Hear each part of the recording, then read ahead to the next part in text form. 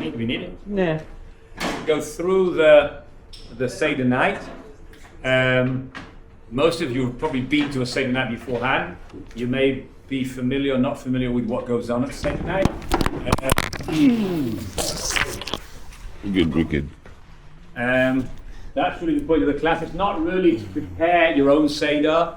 To prepare your own Seder, you have to know how to make haroshes, you have to know how to fry backbone. There's lots of things you have to know how to make salt water. There's lots of things you have to do to make your own Seder. You have to buy your own matzahs. There's lots of other things you have to do as well. That's not really the point. The point is that you'll probably be going to somebody else's Seder, and I want you to be prepared to know exactly what's coming, and when you stand and when you sit and when you cover the matzahs and when you uncover the matzahs, what you're supposed to eat, how fast you're supposed to eat it, and you shouldn't be shocked or surprised by what other people do, because you'll be prepared knowing what's going on. Okay, that's the point. Okay, a few words of introduction, and then we'll see how much time we've got to cover the points. I think there's too much here to cover in the time, and therefore I've made part of it in small font. If we have time, we'll go back to discuss that. Okay, so the first page is an introduction, a little bit about what the Seder night's about. The first point, one with me, one must imagine as if he himself is leaving Egypt now. That's the way the Rambam describes. Here's a copy. Let's make sure I'm not giving my copy. Yeah. Right? This is the way the Rambam describes the mitzvah, to imagine on Seder night as if we're leaving Egypt now. That will explain a lot of what we do. It's not just remembering what happened then. We're trying to relive the experience of leaving Egypt. Right? Well, as we go through the night, as we go through the things of the Seder, we'll discuss things that fit into this idea. That's point number one. Okay, so we are now, imagine we've just been freed from Egypt. What will we do? That's really what we're trying to experience on the Seder night.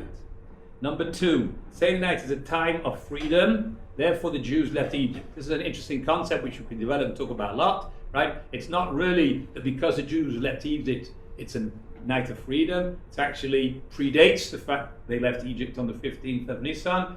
We see that from Avraham Avinu's life. For example, Avraham Avinu ate matzos, Chazal say, on the 15th of Nisan.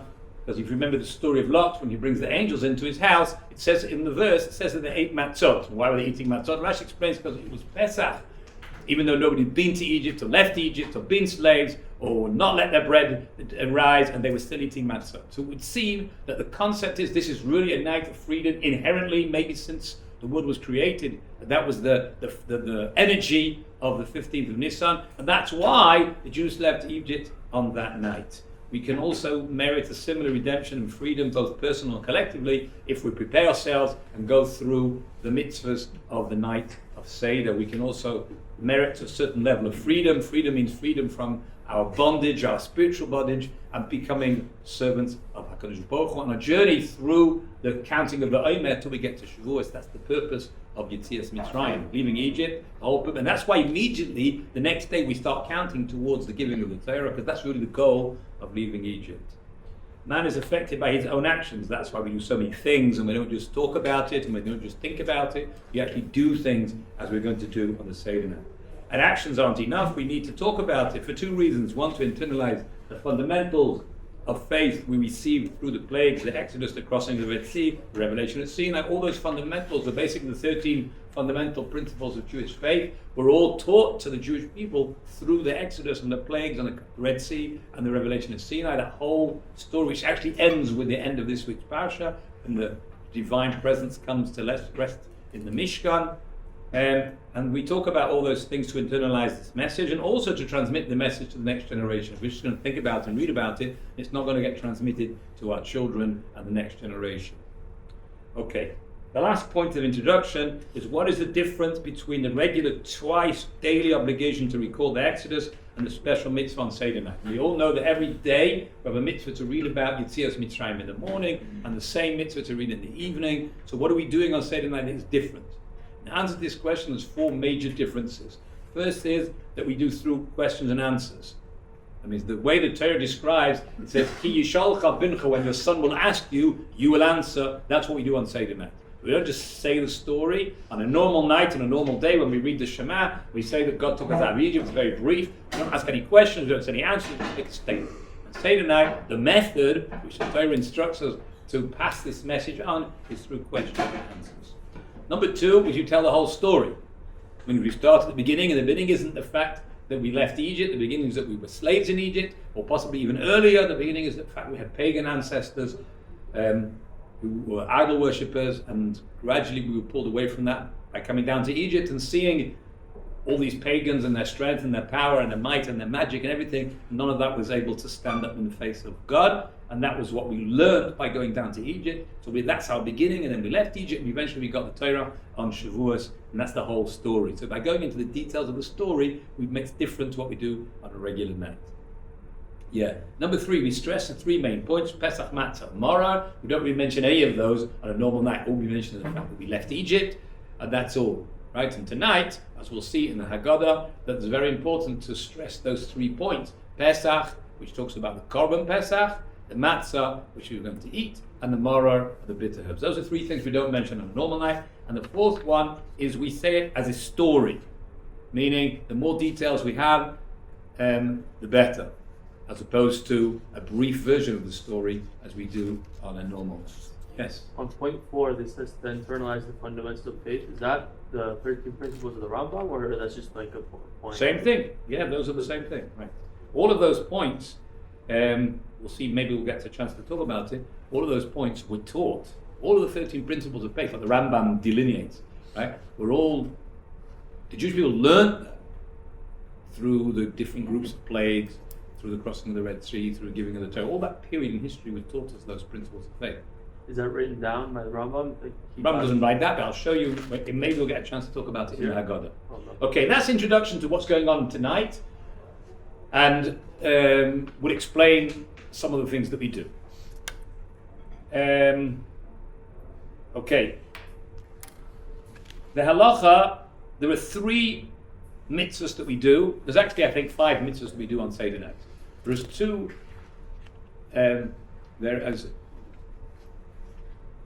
1 mitzvah that we do nowadays, which is Minat Torah. 2 mitzvahs that we do Minat Torah. It means biblically we do on Seder night. One is the eating of the matzah, what we call a kazayas and matzah, the size and olive size of a matzah, and the mitzvah of telling the story. The Torah says, "V'gad levincha," you must retell the story to your children, to pass on the tradition of the story of the Exodus. That's the second biblical mitzvah that we do on Seder night. There's 3 rabbinic mitzvahs that we do. One is the 4 cups of wine.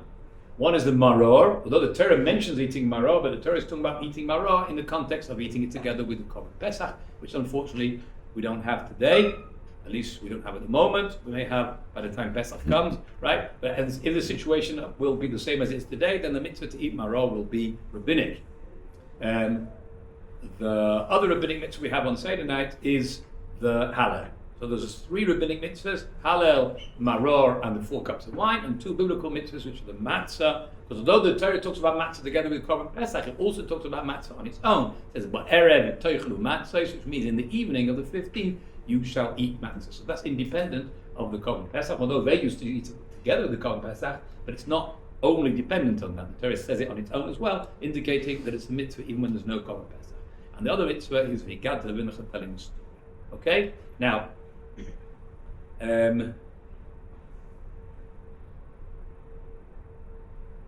yeah.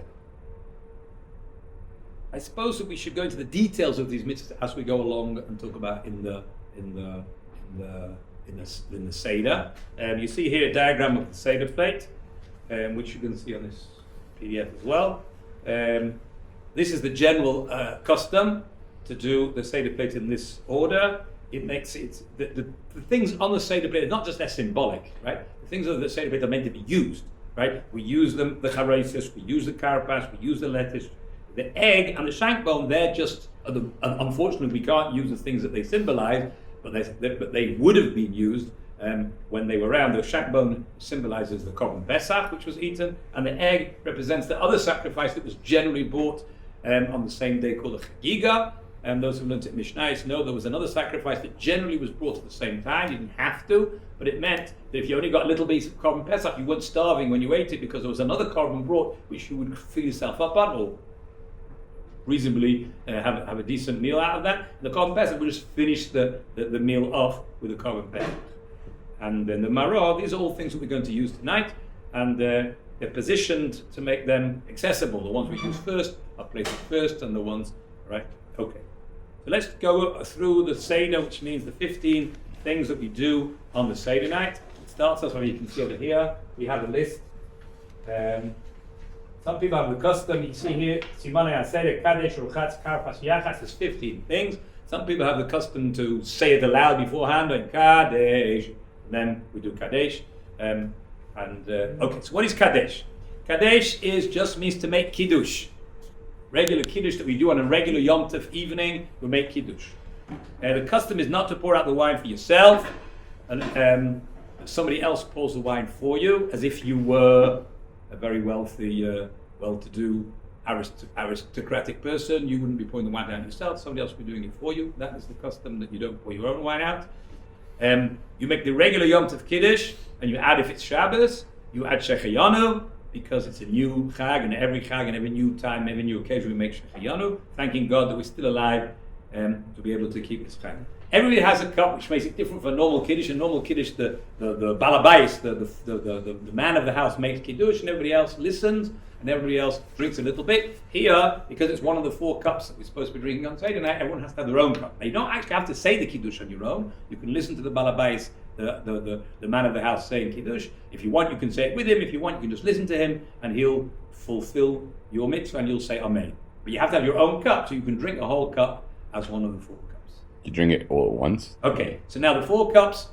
Let's first of all, so now we've mentioned the cup, let's go back to the halachic section about the 4 cups. How big do they have to be? How much you're supposed to drink? You'll see when it comes to the 4 cups of wine, it should be wine, not grape juice, because it's meant to be not just halachically wine you make a gofen, it's meant to be a type of thing that you would do because you have all night and you're not in a hurry to do anything. You're not just having a drink because you're thirsty, you're having a drink as part of a celebration, which usually would be wine. However, some people get a headache from drinking wine and it makes them drunk and they won't be able to do the rest of the Seder and they'll fall asleep. Then you can add grape juice as much as you need to make you know that it'll be okay. You should still taste the wine in it. That's what you're supposed to do. Children, those prone to get headaches or sleep, should add as much grape juice as necessary. Preferably the wine should be red, but you fulfill the mitzvah even if it's not, but it's better to be red. Red is symbolic. Better, first of all, red is considered better wine, also because it reminds us of the blood, although we're not drinking the blood, God forbid, right? But it also has that nuance in it.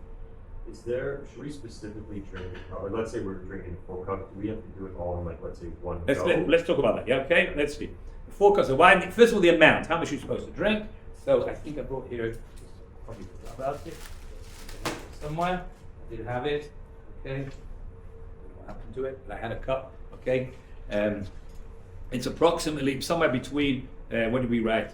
3.3 and 5.3 fluid ounces, which means nothing to me, but to Americans it means something, right? So Europeans and British, 90 to 150 mils. It means 90 is the smallest amount, and 150 is the largest amount. On a Friday night, you should use a bigger amount, because on Friday night, the first cup is related to a biblical commandment. So it's not just tonight, where it's on the Seder night, where it's just one of the 4 cups. On Friday night, there's also a biblical commandment to Zochar Hashem HaKadosh HaKadosh, to remember Shabbos, and therefore there's an idea that you should use a bigger amount. But basically, the amount is like half of one of these disposable cups, like one of those over there, right? They have about 180, not those, the plastic ones have about 180 mils, right? Which is about half of that is about what you need to have. 90 is the smallest amount. 150, or what do they say? 3.3 is the smallest amount, 5.3 is the biggest amount you need. Now, you're supposed to drink, whatever cup you have, you're supposed to drink the majority of the cup. Right? Lechatchila, if you want to be really from, you drink the whole cup. Okay? But you don't need to drink the whole cup. Most of the cup is enough. Now, if you have a big cup, it's not so easy to drink most of the cup. So it's better to have a smaller cup, and that way you can drink most of the cup, and to have a bigger one, and only have to drink the bottom third of it. Okay, so you should have a cup that you know you can drink most of it. But you don't want to get drunk from it, you don't want to fall asleep from it, so make sure you add enough grape juice that it won't do that to you. Should you drink in one go? Yes, but you don't have to. Right? Two sips is also fine. You shouldn't sip it like this, but 2 gulps is also okay. Okay? And one other point about drinking is that, as I mentioned, try to drink most of the cup, at least most of the revius, because the revius is what you're supposed to have. Most of the revius is also okay, which is about 1.7 fluid ounces, which is just over half of the minimum. Don't drink extra cups of wine except during the meal. It's between number 1 and number 2 you shouldn't have. Between number 2 and number 3 it's okay because that's when you have the meal. Between 3 and 4 and after 4 you're not supposed to drink extra cups. You're allowed to drink extra cups of grape juice or wine during the meal but not at other times. Okay? Alright, let's continue the story. So we started with Kadesh, that was number 1, and we said that's one of the first cups. Now, what about leaning? Okay, so since we talk about leaning, we have to go back to the halachic section about leaning, and then we'll see what that's about. Okay, so leaning on the left side, it's a sign of freedom and wealth, because it means you've got all night and all day, and no one's in a hurry, which only rich people who can afford to spend all those hours at a meal will lean. Leaning in the olden days meant you had a couch, you had the left-hand side, you had something where you could immobilize your left hand.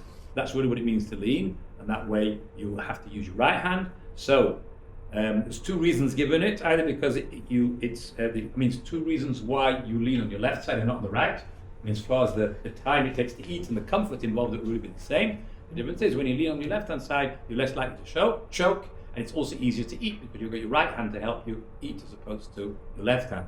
Okay. The difference is with left-handed people, that they would still choke if they go on the right-hand side, but it's not as comfortable to lean on your left side because you only have your right hand to use, which is not so easy. But the halacha is that left-handed people also lean on the left-hand side because of the danger of choking is more severe.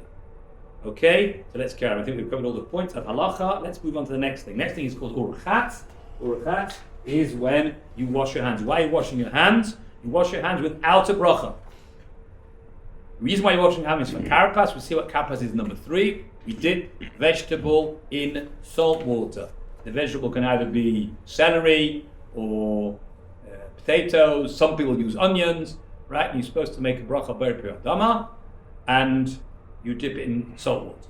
Now, the ancient custom was that whenever you ate a vegetable or a biscuit or a fruit which has been washed, you wash your hands beforehand. Most people don't do this custom today. I've never met anyone who does, although I believe you're really supposed to. Like actual. Yeah, you like wash. Yeah, you wash with a cup, as if you're washing without a bracha. Without a bracha. There is an opinion to make a bracha, but that's not the way the custom is. But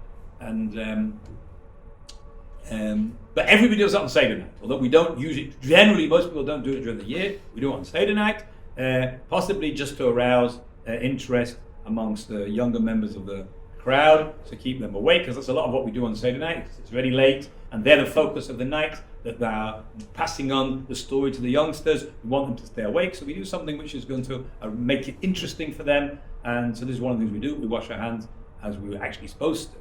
All right? The different customs concerning who washes. Is it just the leader who's leading the Seder, or everybody? Whatever you'll see, whatever you are, you'll do whatever they do.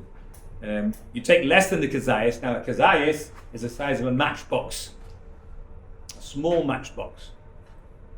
So if you're eating potato or celery, whatever it is, you take pieces smaller than kazayas. That's what they'll give you. Put it in salt water, and then you eat it. Now you make a b'rei adama because it's before the meal. It's not part of the meal, so you have to make a bracha.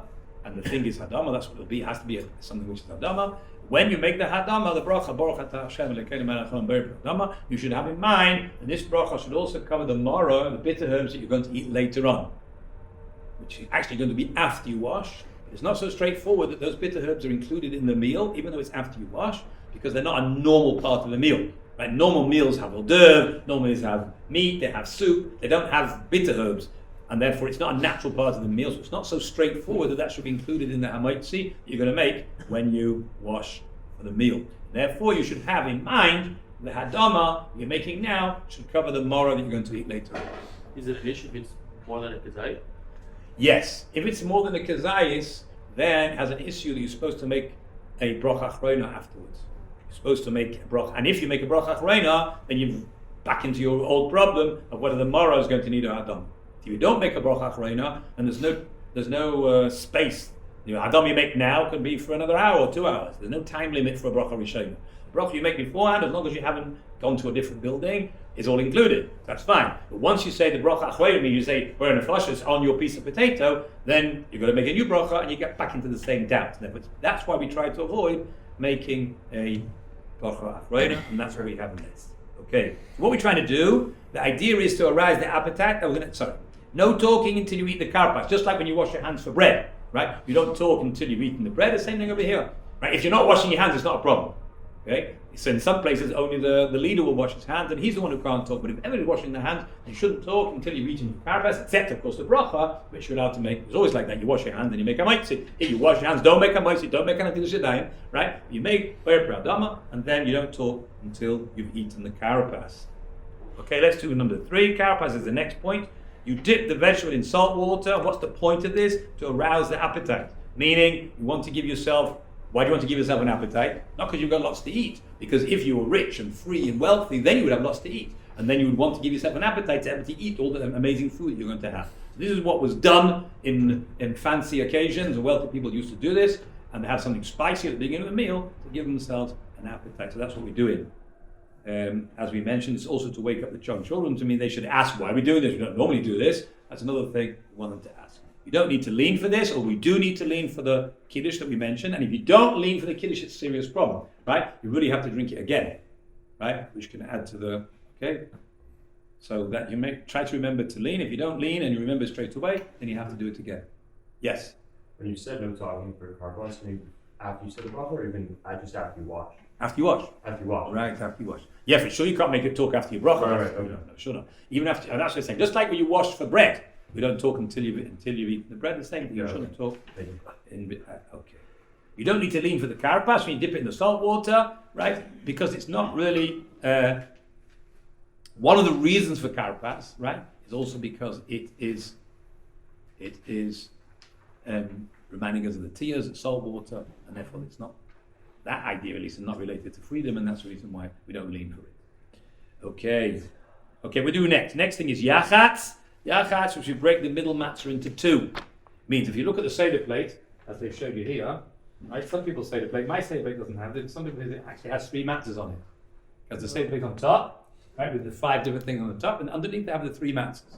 Okay, some people do have that, some people don't have that, right? But either way, you have the 3 matzahs usually underneath what we call a challah cover or a matzah cover. Okay, some of them are split. They'll sometimes have a piece of material in between each one. So there's 3 whole ones. Not everyone has hand matzahs. Some people prefer machine matzahs. Some people prefer hand matzahs. Whatever the matzahs are there, whatever you'll be eating. So we take the middle one, we split it in half. Okay, that's called yachatz. Why are we splitting it in half? As follows: the larger piece is put away for later. The idea is that the bread that we're talking about is lechem oini. Lechem oini has lots of meanings. Either it's from the word oini to answer. It shouldn't ask questions, so we answer. One of the reasons is it's called oini, means it's poor. What's poor about it? It doesn't have any rich ingredients. It's got no sugar or oil or margarine in the ingredients. Okay. Another idea is that the poor person, he saves his food for later on. If he's got 1 loaf of bread, doesn't eat it all now because he doesn't know where his next meal is going to come from. That's what we do over here. We split it in half. One we're going to have for now, one we're going to put for later on. So we've got food for later on. So that's what we do now. That's called what we're going to do later on. It's going to call the afikoimim, which we'll come to later on. Like a poor person who does not know where his next meal is coming from. Okay. Number 5, we get to Magid. This is the major focus of the Haggadah, which has got a whole page here of things, but we're not going to go through them because we don't have time to go through each one, right? But Magid is the focus of retelling the story to the other people. So primarily the focus is on your children, who, if they're old enough to understand what you're saying from the age of 3 or 4, okay, they'll understand the basic story. If they're too small, you don't have any children, then you have to say there's something between either to your wife or to your friends, whoever happens to be there. You'll tell the story to each other, as we see this famous story of the 5 rabbis who were there together and they told the story to each other. So that's the focus of the next part called Magid, and we go through the different points of Magid. As you'll see here, Kadesh we did, and we did here Kiddush, that's Kiddush. Urchatz we did, Yachatz and Magid. So we start off with Halach Mahanya, right? That's the only part of the Haggadah which is in Aramaic. I don't think we really have time to go through each point what it is. We'll see what time we have left, right, as we discuss each point. Right, this is the piece which is in Aramaic. That leads on to Manishtana. This is the most famous part. This is where the first thing is as follows: Manishtana. We say we fill the second because we drank 1 cup. Now we fill the second one. As we fill the second one, we remove the Seder plate. Why are we removing the Seder plate? Because what does a kid expect to happen now? You made Kiddush, right? He thinks the next thing you're going to do is, well, you wash your hands for your carapace. I understand, wealthy people do that too. Then what do you do then? Then you go and wash your hands for Amaiti, and we eat. Instead of doing that, we do the opposite. We take a Seder plate, take it off. In our tables, we put it at the end of the table, or in those days, we used to take it off altogether because they had these little tables, and that's meant to arouse the child to ask what's going on. Aren't we supposed to be eating now? Everything's different than how it's supposed to be. That's what the Manishtana is. The Manishtana is the youngest participant asks it. In some places, everybody asks it. In some places, the leader of the Haggadah goes over it all again. But that's not the point. The major point is the child should ask the Manishtana, and the father should answer Avadim Yinu, which is the beginning of the story, a long, long story. And when he goes into detail, that is where you take time. And what's important is to all you guys is probably not relevant. Okay. What's important is that the story should be told according to the understanding of the people who are listening. People who understand Hebrew, you say in Hebrew, but don't understand Hebrew, there's no point in saying in Hebrew, right? You don't get any points by saying in Hebrew for the people that don't understand, right? Certainly if you don't understand, right? Well, you will get lots of points if you say it in a language you understand, right? That's how it's supposed to be, right? I know in a place where I was in Gibraltar once, they had 2 nights of Pesach. The first night they used to say in Hebrew, and the second night they said it in Ladino, which is a form of Spanish, and that way everyone understood it. Okay, and that's how it's supposed to be. It's supposed to be very clear in halacha. You're supposed to say certainly the most important parts are meant to be in a language that the people understand. So now if you've got small kids and they don't understand language either, they understand pictures, then you're doing pictures. If they don't understand pictures, they understand plays, so you do a play, right? You do a play, you act it out, do something which will keep them awake, keep them interested. And I once merited to hear a shiur from Rabbi Yosef. He came to my neighborhood and he spoke in the shul just before Pesach. And he wanted to explain how you're supposed to say the story. So he, for example, he said he lived in Egypt. He was a rabbi in Egypt for several years when he was a young man. And he said in Egypt they eat fish for every meal because they have the Nile goes through Cairo, and every meal is fish. Fish for breakfast, fish for lunch, fish for supper. So when you think about the fact that all the fish died, we don't think about this, but when the fish died in the plague of dam. Blood, the first plague, it wasn't just there was no water to drink, there was also no food to eat. When all the fish died, there was no food. So people weren't just hungry, they were also starving. So that was his example of how you have to get into the mind of the children, of how to relate the story in a way that's appealing to them, and they should bring that life to them. Okay? All right. I think the rest of the thing, if we have any more time, we'll go over it, but the point we come to the bottom of the page, we come to the Hisha. That's the point where there's something besides reading in one, right? Is the first point you have to say. If we're about to sing a song and everyone sings it together, right? And we lift up our cups. Once we lift up our cups of wine, the first thing we have to do is cover the matzah. This whole time, whilst we're reading the Haggadah, and we Manishtana, and Avadim Ayinu, and we talk about the 4 sons, and we talk about, we thank HaKadosh Baruch Hu for the giving of the sons, and all this time the matzahs are uncovered.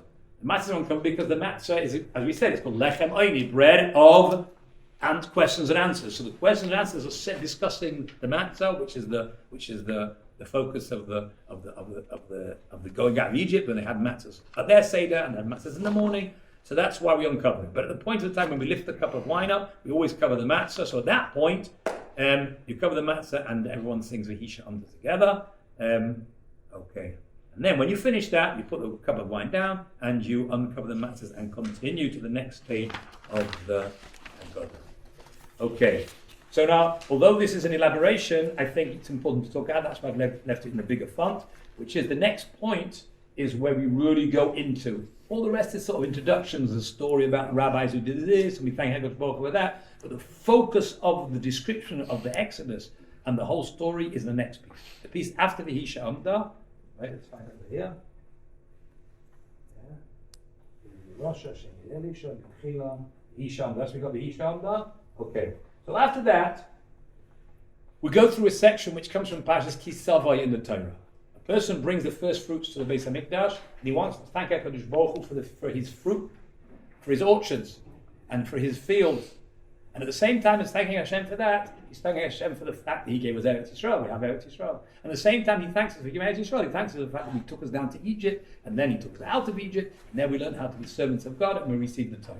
So there, he used like 4 sections which we elaborate on, which we take each section, each sentence that he goes into, and we talk about it in detail, exactly what happened there. That's the bit that you want to root, and that's when we talk about the 10 plagues, and we go, that's the bit that you want to take time and sit down with a book with pictures and think about it and discuss exactly what is going on. Unfortunately, a lot of people get focused in the 4 sons. And why is the 4th son asking this one, and why is the one being answered this one, which we could talk about it as well, right? And why does it have this story? That's not really the focus. Those are really introductory paragraphs. The major focus of the night is the story that starts with these 4 sections. The first section is Arami, that's how the Jews settled in Egypt. The second section, like Yiru, how the Egyptians enslaved us.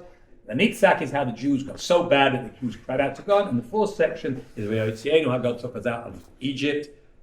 Those are the 4 sentences, and we talk at length about each sentence. You see over here, we've got Teil Mad, Vayerim Mitzrayim. It goes through each word. You see the bowl, Vayogosham, Bimsei Ma'ad, Vayisham.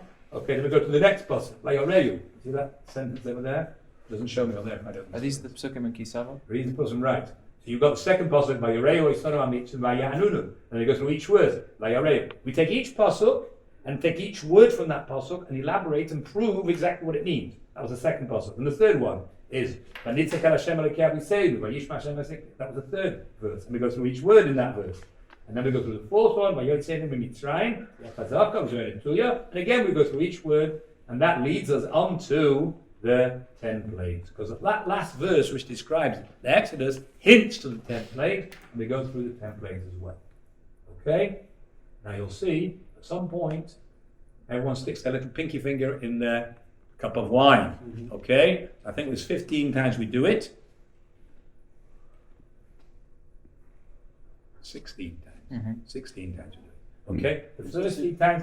Now, the idea, I think there's a lot of debate about it, and Rabbi Rossman has an article about it. The generally accepted explanation is we're talking about the downfall of the Egyptians. And although we're really happy about it, there is a certain sad element to it, which is it would have been nicer if the Egyptians didn't have to suffer and die and be annihilated because of the terrible things they did. It would be nicer if they'd been nice to us and had done tshuva, and everything would have been glorious.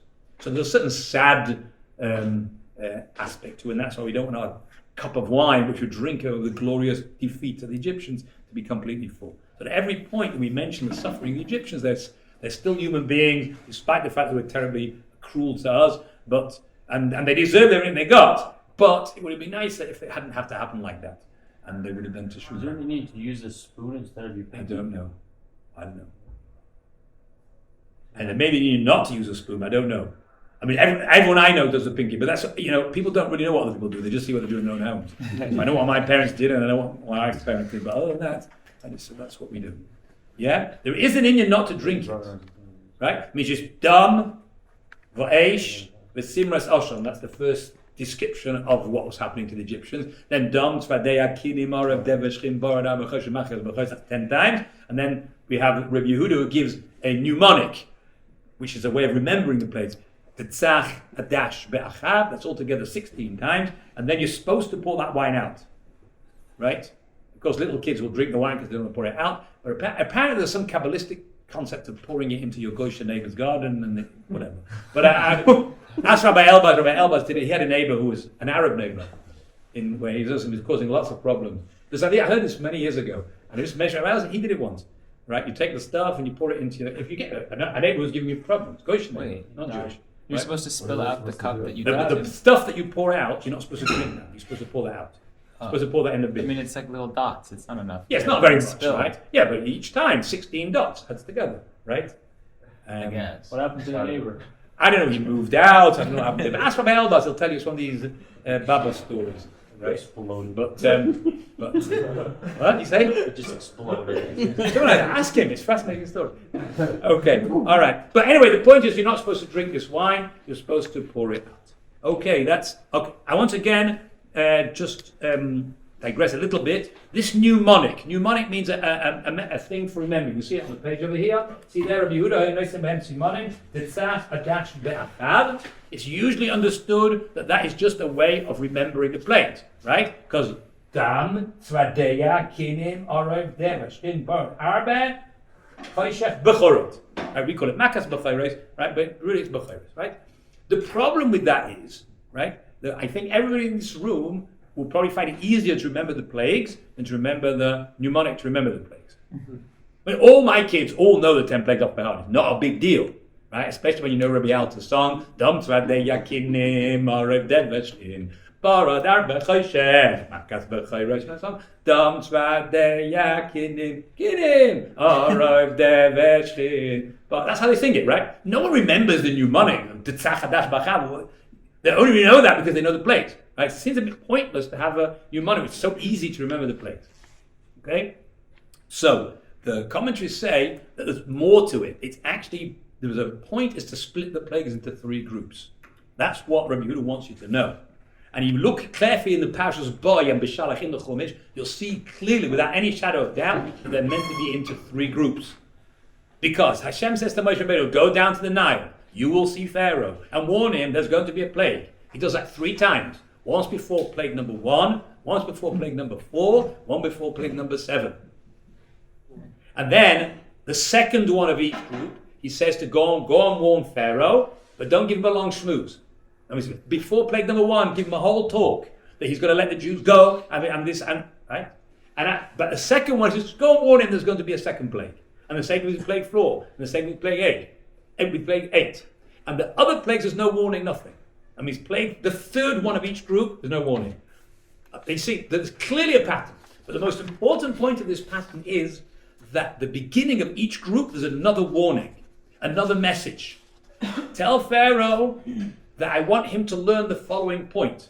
I'm sending this group of plagues in order that he should know X. Before the first group it says, Leman Teda Ki Ani Hashem. In order that you, Pharaoh, and through Pharaoh, the rest of the Egyptian people, and through the Egyptians, the Jews, and the rest of the world should know that I am God. That's what it says as the introduction to the first group. That's how the first group is introduced. The second group is introduced in order that you should know Shani Hashem Bekerev Haaretz. Not the same. I am the Lord in the world. Implying something new, a different message. As if the first group has already taught in the God's existence. And Hashem, God exists. That's clear. Pharaoh had to admit that after at least by the 3rd plague, there was no question. His advisor said to him, this is the finger of God, because there's no way, and according to the rules of magic, there's no way you could explain what happened. So that was the first group. So the recognition that this was God, there was no question.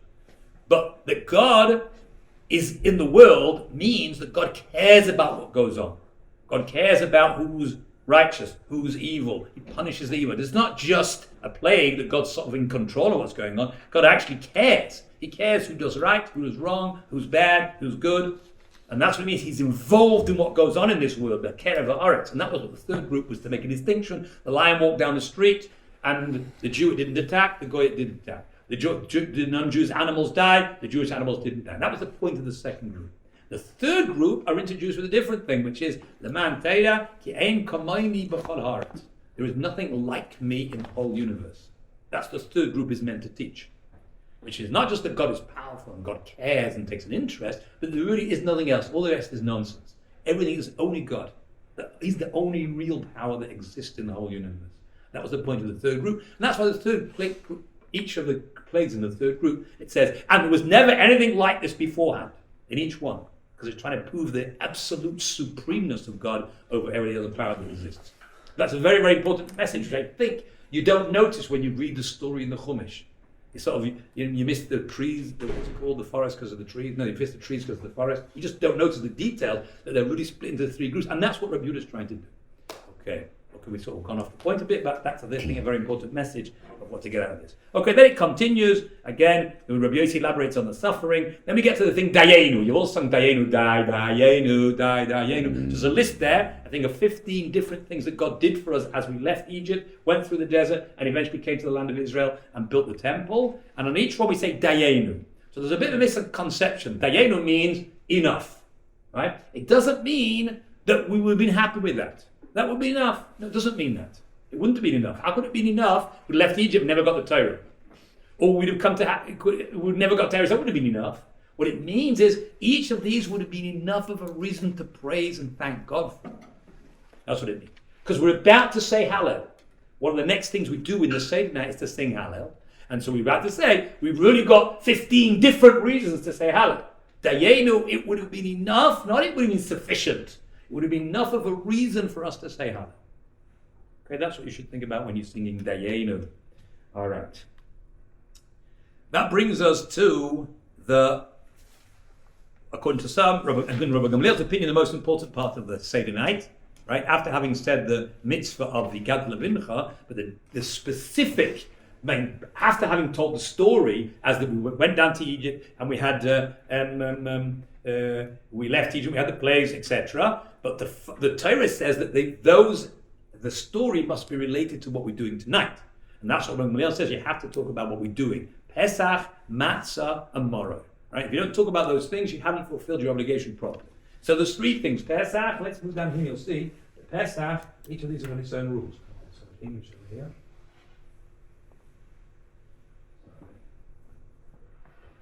There we go. Pesach, Matzah, Morrow. What was the source for the three groups?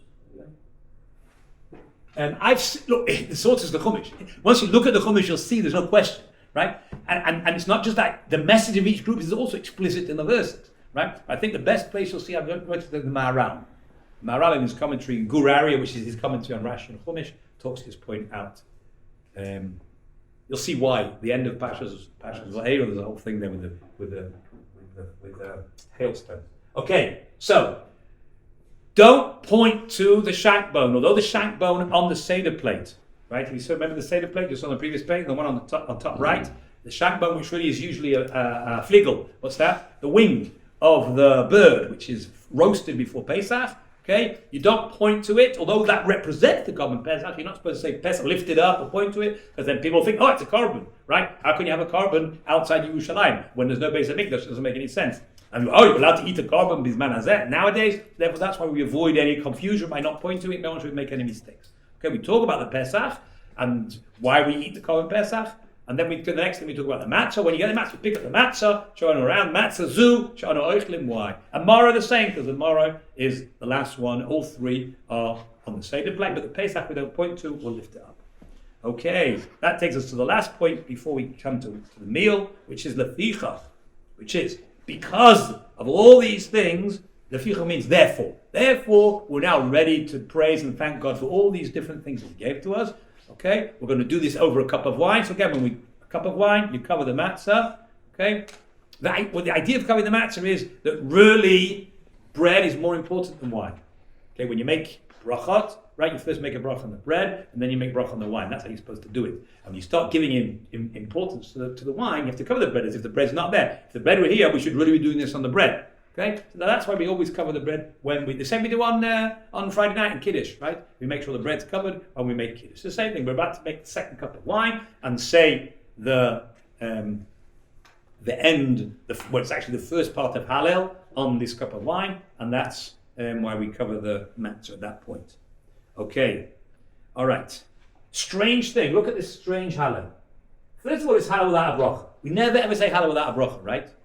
Except for Yom Ha'atzmaut. Okay, we don't say Hallel without bracha. When you're supposed to say Hallel, right, you make a bracha on it. So this is the only time we make Hallel without making a bracha. Second point which makes this Hallel different, look at this.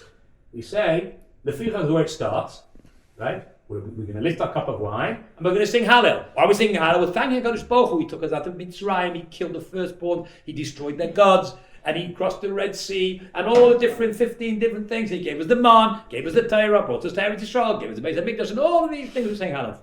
But we only say the first part of Hallel. We say these two sections, Hallelujah, that's the first psalm, and Be'eretz Yisrael, that's all we say. And we're going to say the rest after we eat. So what is this strange thing of saying the first half of Hallel and without the bracha? I heard a beautiful explanation from my Rebbe, which is, if you look at this Leficha says the piece beforehand. Look what it says. It's no English here, right? The cup of wine should be held from Leficha, but if it is difficult, at least you're allowed. It says, because of all this, we're going to thank and to praise and to glorify and to elevate and to whatever and to bless and to whatever, other praise the one who did to our forefathers and to us all these miracles. Took us out of Egypt from slavery to freedom, from pain to happiness, from mourning to rejoicing, from darkness to the great light, from servitude to redemption. And we will say to Him a new song, Hallelujah. Okay? Now, I should have started the chapter before. In every generation, a person should see as if he left Egypt. That's how the previous chapter starts. Therefore, now, because every generation you have to see as if you left Egypt, therefore, we're going to sing God's praise.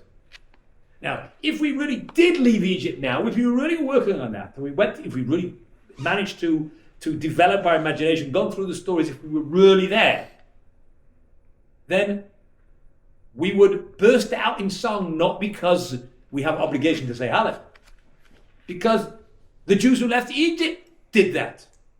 Isn't that what we say? We say that in Hallel. The second section of Hallel says, "B'tzeis Yisrael miMitzrayim," when the Jews left Egypt.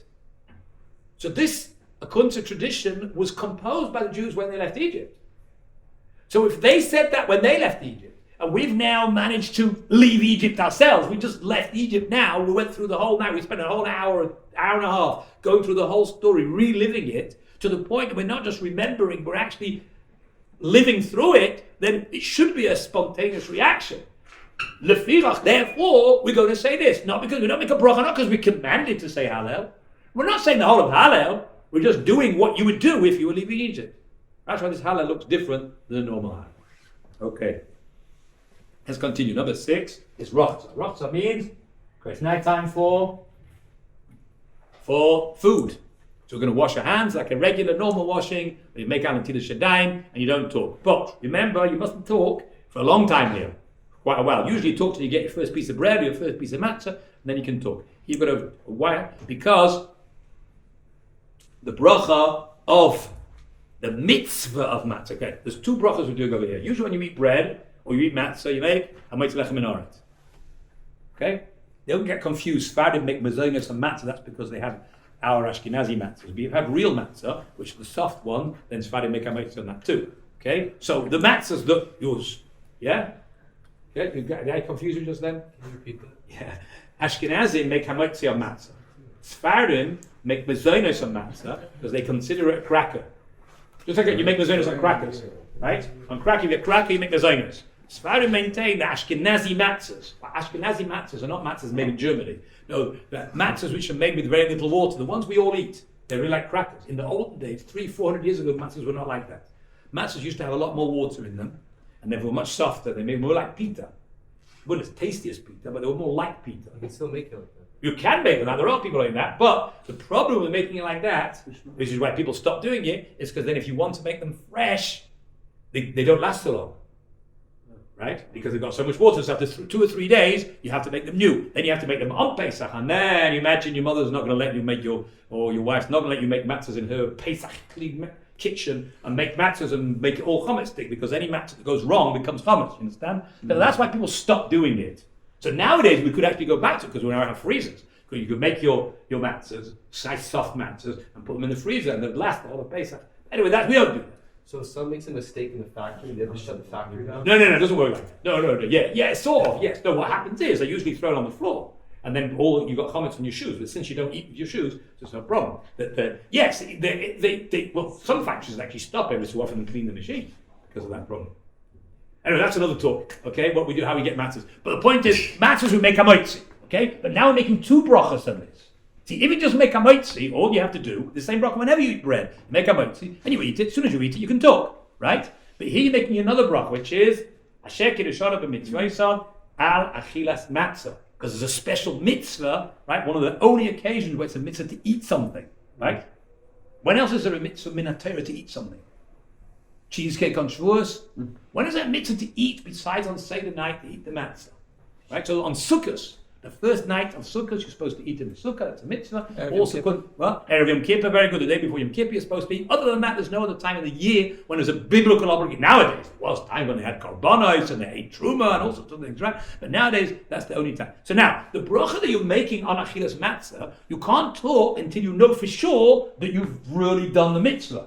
So we're going to see now how much you have to eat before you know you've done the mitzvah. Until then, you can't talk. Okay, so you wash. And the next thing you do, so how many matzahs do we have?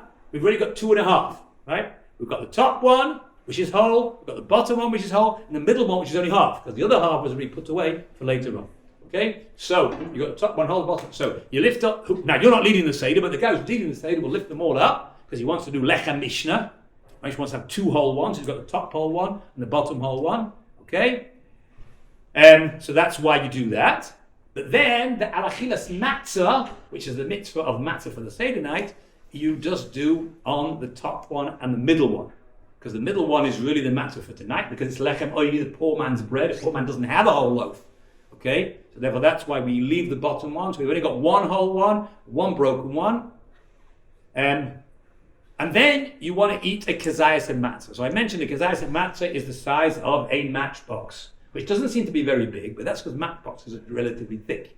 Right? Matzah is much, much thinner, at least 3, possibly 4 times thinner than a matchbox, which is why it has to be much bigger than the piece that you're going to eat. Okay, we'll see that in a second. There's a bit of a doubt whether you're supposed to eat the matzah from the top one or from the middle one, and therefore the custom is to get a little bit of matzah from each one. So whoever's doing the Seder will take a little piece from the top one, a little piece from the middle one, give that to you, and then you will have to complete the kazayis with other matzah which will probably be in the middle of the table. If you've got a table with a house with 10 people, he can't give you a kazayis that size from what's in front of it. It just don't make matzahs that thick or that big. Okay? But you don't have to have from that. You have to have a kazayis of matzah. You don't have to have from his, but it should have a little bit of his. So what he'll do, what most people do, they take a little bit of the top one, a little bit of the middle one, which is not very much, and then you'll fill the kazayis with the matzahs which will be on some middle plate there. Now, how big is kazayis? How big do you have to eat it? Let's take a bit of a break and talk about that. Look at the next page, the back page, right? You see this? It says nested squares. That's AI did this for me, right? I don't know how to use it very well, but I asked it to make 4 squares, each inside the other. The bigger square, which is 15.3 centimeters square, right? That's the biggest size. This is talking about machine matzahs. Which machine matzahs don't look like this, right? They're not perfect squares. But this is hand matzah. Handmade matzah, this is the size. Machine matzahs are usually a bit thicker, and therefore this is assuming that your matzah is 2 millimeters thick. That's most. You do get, my son-in-law makes very, very thin matzahs, and much tastier. They're much easier to eat, but you have to eat twice the amount. I mean, it's not really twice the amount, but it's twice the amount of eating because it's much, much bigger if they're thinner. Okay, this is assuming that your matzah is about 2 millimeters thick, which is the average size of hand matzahs. The average size of machine matzah is about 10% thicker, which is 2.2 millimeters, in which case, obviously, you don't have to have 10% of the size. But this, I think most of the places you go, they'll give you hand matzahs because most people prefer hand matzahs for the Seder, right? Some people, my father-in-law preferred machine matzahs. He didn't eat hand matzahs at all. But everyone's got their own preferences, and you'll do whatever is wherever you go. Okay, but assuming that they're hand matzahs, the biggest size you can possibly be machmir, if you want to be, machmir means to be stringent, you want to cover all the possible opinions, right? So that's the biggest size you would have to have, which is this size, 1.6 fluid ounces, 44 cc. You can do the weights in 0.9 ounces of weight, 26 grams. That's the big, then you've fulfilled all the possible opinions. If you're that size, now, if you want to really fulfill all the opinions, you have to eat this in anything under 2 minutes. Okay? Now, if this were pita, it would be easy because it would be a much, much smaller piece, and because it would be much thicker, much easier. Matzah is much more difficult because you've got to chew on our matzahs, which have got hardly any water in them, much more difficult. Okay, so if you really want to do all the opinions, right? The reason why people go crazy to do all the opinions because it's like one of these opportunities where we can full of biblical mitzvah. You want to do it properly. Okay, so if you want to fulfill all the opinions, you have a piece which is that big, which is quite a big piece. Now, you can't possibly eat that in 2 minutes if you start swallowing it as soon as you chew, which is what we usually do. Most people chew a bit and then swallow. Okay? The solution is to chew and put more in your mouth. It looks a bit funny sometimes, right? And you put more and you chew, because after you chew it becomes very, very small. And the truth is, after you chew that amount, you can actually swallow it in one go. You chew it till it's really, really chewed, and you go, and you swallow it, and it's all going on. Because the time doesn't start ticking until you start to swallow. Not because there's no mitzvah to chew the matzah, the mitzvah is to eat the matzah. Understand? The 2 minutes starts when you start to swallow. But it's gone. No, so it's not fine. So no, I'm saying if you can swallow it in 2 goes, right? You're right. That's the best way to swallow it in one go, and that's the best way to do it. But I'm saying you really have 2 minutes to swallow from the first bit that you swallow. So you can chew and chew and chew and swallow half, and then chew and chew and chew and swallow another half, right? Now wait, you've done it over a period of 2. Right. So chewing count. Chewing's great, but you don't start the clock ticking until you start to swallow. So if you put a bit in your mouth and you chew it and swallow it, now you start. You've got 2 minutes till you chew the rest and swallow it all. But if you chew more, then you don't start your 2 minutes till you start swallowing. You're right. If you chew it all that way, you can actually swallow it all in one go. You can swallow in one go. There's no problem to swallow kazais in one go. Just like you can swallow kazais of bread in one go. Kazais is only half the size of an egg, right? That's our tradition. An egg, an average size egg, which is about 50 cc, excuse me, we're talking in English terms, right, is 2 kazais. So half the size of an egg you can swallow in one go. It's just matter. It's so big because it's thin that it's like hard to get it in your mouth. You can't get it big. You only get it in your mouth by chewing it and chewing it and chewing it, and then you'll have this small thing and you'll swallow it. Okay? It looks a bit funny because you see people there and then no one's talking. Of course, everything's silent. And don't forget to lean. If you don't lean, you'll start again, right? You're leaning like this.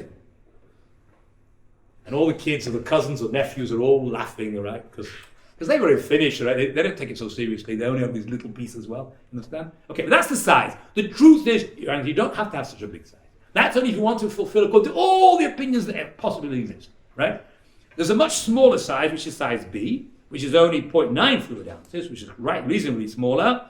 And that's not the halacha. Even that's a hidur, meaning that way you fulfill most opinions, right?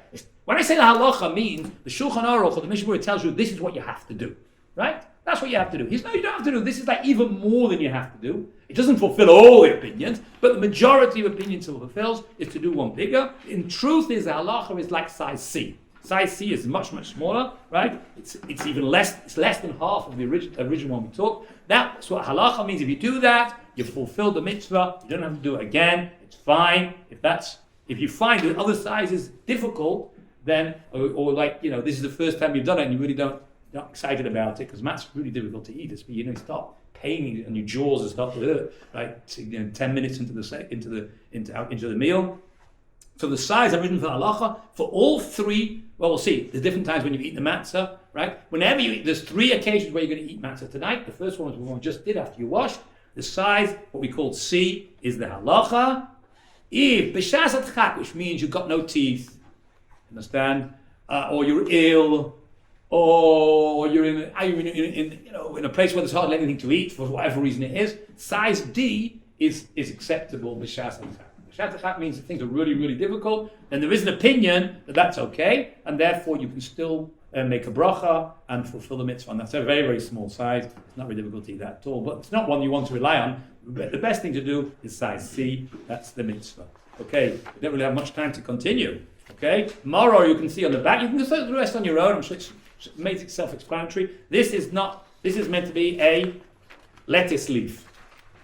Right, that's the size of lettuce leaf, which is a kazais, according to the halacha. Right? If you want to be very frum, very religious, you can add another half. That's written on the side. Oh, this is kazais. That's too big.